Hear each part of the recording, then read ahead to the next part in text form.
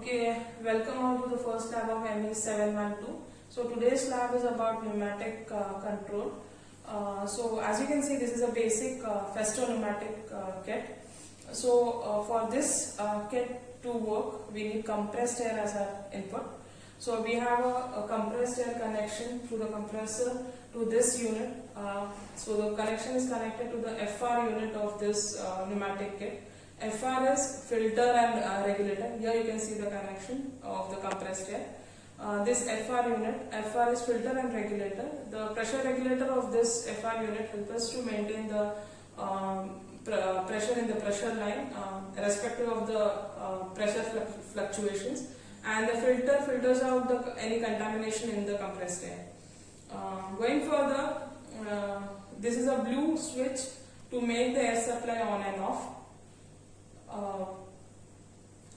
Further, the connection comes to a manifold from the FR unit, which is in turn distributed into multiple pressure ports, which can be used as a pressure line in your pneumatic circuit. Okay.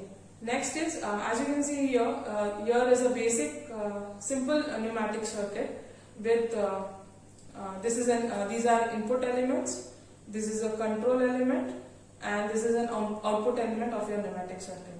So the input elements are nothing but 3x2 DCVs with push button as their method of actuations. And your control element is nothing but 5x2 DCV with pilot as method of their actuation. Okay. So telling you about the circuit, this is a simple pneumatic circuit of moving a double acting cylinder in forward and return stroke. So when I press this input element, which is whose one connection is taken through the pressure port, from the pressure line to the pressure port. The output of this input element is connected to the one end of the 5x2 or DCV or the control element, which activates the pilot of the 5x2 DCV. Once this DCV is activated, this control element is activated, the position switch happens and the air is flown from this DCV to the piston end of the double acting cylinder and forward stroke happens. For return stroke, I'll press this input element.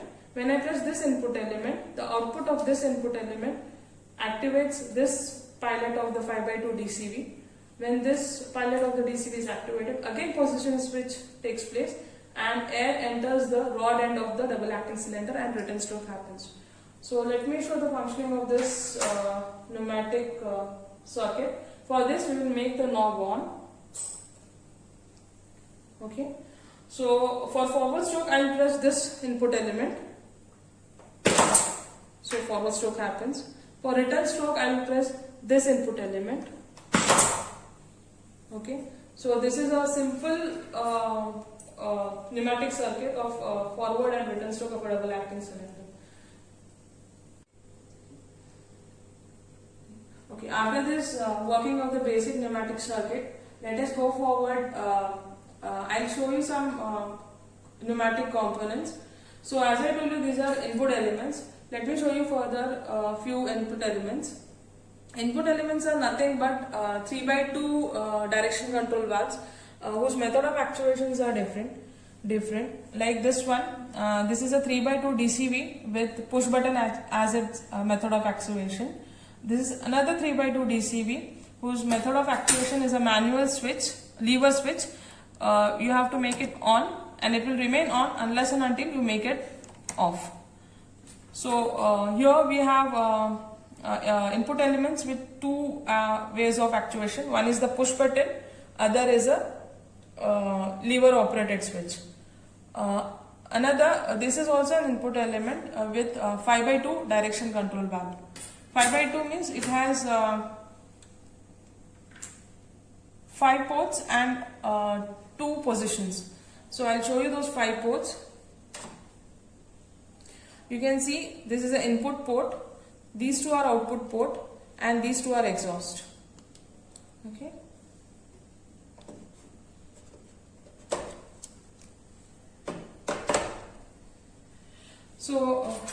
in this input element there is one more thing.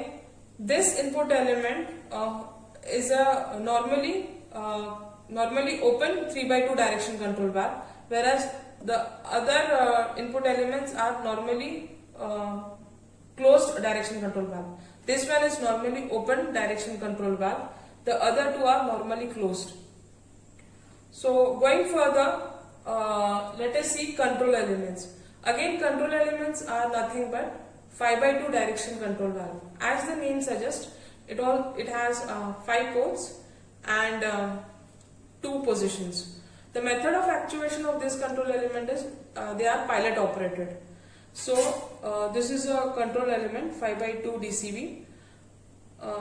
The 5 ports are, this is the pressure port, these 2 are output port, these 2 are exhaust, and these 2 are the pilot actuations. You can see the labelings on this. 5 and 3 are exhaust, 4 and 2 are the output port, and 1 is the pressure port. Okay, and 1, 4 and 1, 2 are the pilots. You can see these pilots. Okay, this is another control element. This is also 5/2 DCV, but here one way the actuation is through the pilot, the other way is spring driven. You can see this. One way is through the pilot, the other is spring driven. Okay. So till now we have seen the input elements, the control elements of the pneumatic circuit. Moving forward, we will be seeing some processing elements. So the processing elements that are used in the pneumatic circuit are the logic gates. This is an OR gate. This is an AND gate. OR gate means the input.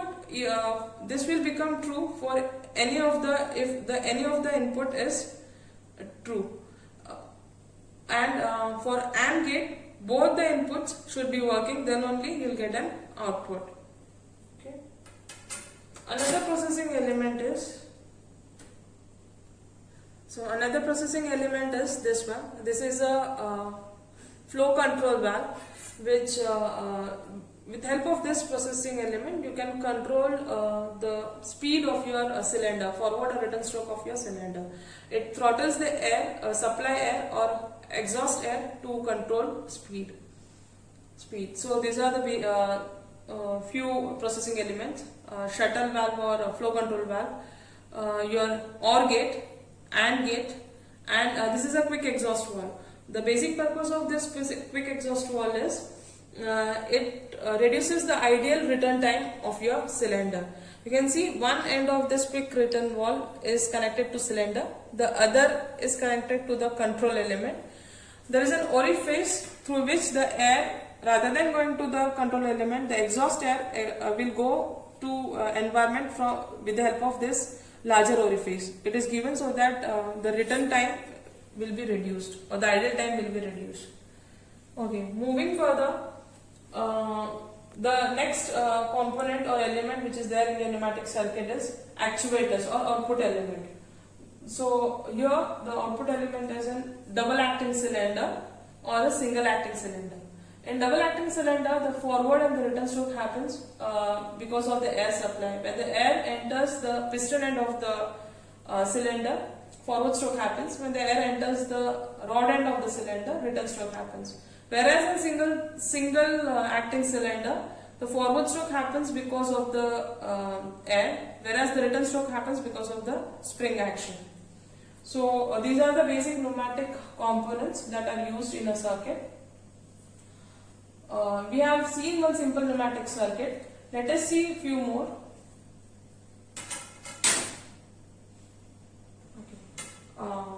Okay. So in the previous circuit, I have attached a flow control valve to control the forward stroke of this cylinder. So I'll press this input element for forward stroke of the double acting cylinder. You can see the speed of the forward stroke of this cylinder, which has been controlled because of this flow control valve which we have attached, which we have attached between the cylinder and the control element. So the air which is going to the cylinder has been controlled by this flow control valve. Okay. For return stroke,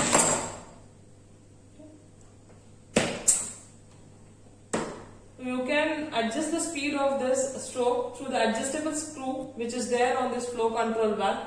By adjusting this screw, you can control the speed. You can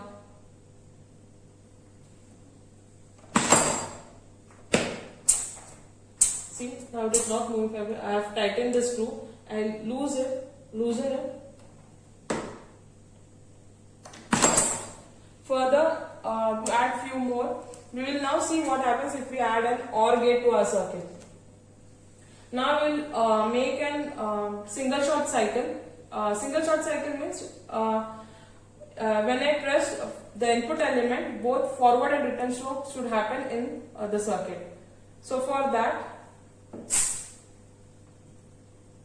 I am attaching an OR gate. OR gate means either of the conditions should be true. Now I am connecting my input element to this OR gate, and then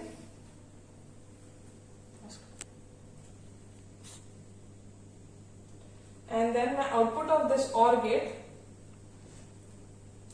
I will be connecting the output of this OR gate to this end of the 5/2 DCV, which will activate the pilot of this 5/2 DCV, and then forward stroke happens. For return stroke, I will be using this signaling element or the limit switch. So I will connect the pressure port of this limit switch to the manifold,